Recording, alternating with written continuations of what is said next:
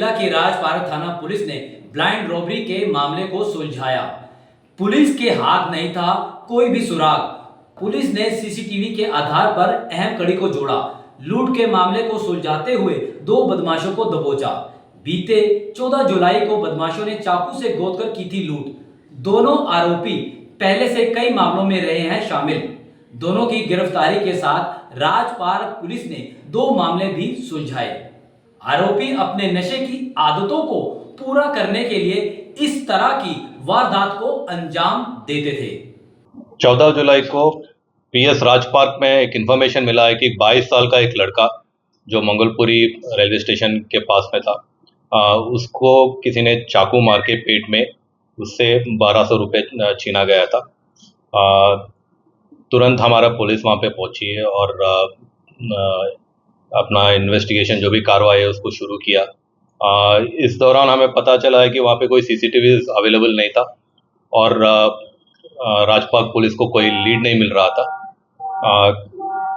इसके दौरान एसीपी सुल्तानपुरी ने एक टीम कॉन्स्टिट्यूट किया था जिसमें एसएचओ राजपाक, ASI Ramakant, head constable Prem Singh, head constable Sunil और कांस्टेबल योगेश एक स्पेशल टीम बनाए थे एक केस को क्रैक करने के लिए। और इन लोगों ने आजू बाजू या नियर बाई एरियाज में काफ़ी सीसीटीवी वगैरह सर्च किए जिसमें लीड मिलना काफ़ी मुश्किल था। एक तरह से बोल सकते हैं कि बिल्कुल ब्लाइंड केस था इसमें।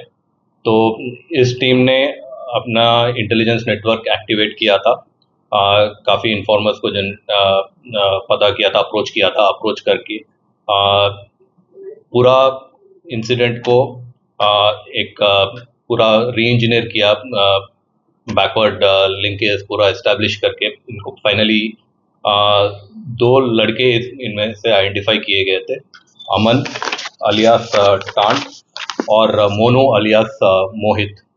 जब इंक्वायरी किया गया था इनके पास से 3 मोबाइल मिले थे और ये तीनों मोबाइल सिक्योर करने से हमारे 2 बर्गलरी केसेस भी सॉल्व हुआ था। ये दोनों भी, अमन और मोनू, इनके प्रीवियस काफ़ी केसेस थे। अमन के ऊपर 13 केसेस थे और मोनू के ऊपर 3 केसेस थे। इनका मोटिव यही था उस दिन स्टैबिंग करने का, पेट में चाकू मारने का, कि इनको तुरंत लिकर परचेज करने के लिए इनको पैसे चाहिए था। तो विक्टिम अकेला घूम रहा था, 22 साल का लड़का अकेला घूम रहा था, तो इन्होंने मौका देख के इसको चाकू मार के पैसे छीन के भाग गए थे। तो इस दौरान मैं अपने पीएस राजपाक की टीम और एसीपी सुल्तानपुरी एसएचओ राजपाक और उनके टीम को मैं स्पेशल अप्रिसिएशन कन्वे करना चाहूँगा कि एक ऐसा ब्लाइंड केस काफ़ी परसिस्टेंस से 1 महीने से ऊपर केस को छोड़ा नहीं, काफ़ी मेहनत लगी है इसमें एंड फाइनली विद एविडेंस इन्होंने केस क्रैक किया। इसके लिए मेरी शुभकामनाएं सभी। सर, क्या कुछ मोटो इसके अलावा खाली लिक्वर का नशे का था या कुछ और भी मोटो रहता था इनका जो चीजें करते थे? जितना हमने पूछताछ किया इस मामले में, ये तो क्विक मनी का मेन मोटिव था। इनको उस दिन दारू पीने का था और दारू के लिए पैसे नहीं था इनके पास, तो इसी मकसद से इन लोगों ने, जो अकेला लड़का घूम रहा था उनको देख के, और उस दिन बारिश भी हो रही थी, तो इसको स्टैप करके उसके पास जो भी मिला था वो छीन के चले गए। सर, आरोपियों के पास से क्या क्या बरामदगी हुई है, जिस तरीके से उन्होंने चाकूबाजी की थी, और उनके पास से और क्या चीजें मिली हैं सर?